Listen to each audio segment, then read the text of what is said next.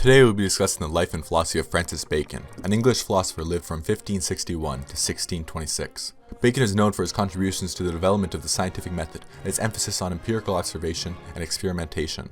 Bacon's philosophy is based on the idea that knowledge should be based on facts and evidence, rather than on tradition or authority. He argued that scientific inquiry should be based on empirical observation and experimentation, and that scientists should systematically gather data in order to draw conclusions about the natural world. Bacon also emphasized the importance of practical knowledge, and he believed that science should be used to improve human life. He believed that scientific discoveries could be used to solve practical problems and to create new technologies that could benefit society. In addition to his contributions to science, Bacon also wrote extensively on political philosophy.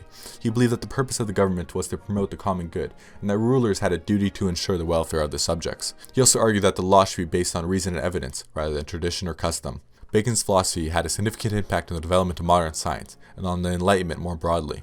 His emphasis on empirical observation and experimentation helped to establish the scientific method as the basis of modern scientific inquiry.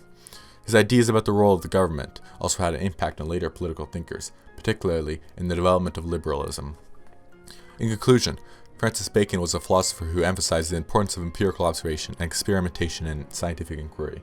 He believed that the scientific discoveries could be used to improve human life, and he wrote extensively on political philosophy, arguing that the purpose of the government was to promote the common good. His philosophy has had a profound impact on the development of modern science and political thought, and his legacy continues to be felt today. Thank you for listening to today's lecture.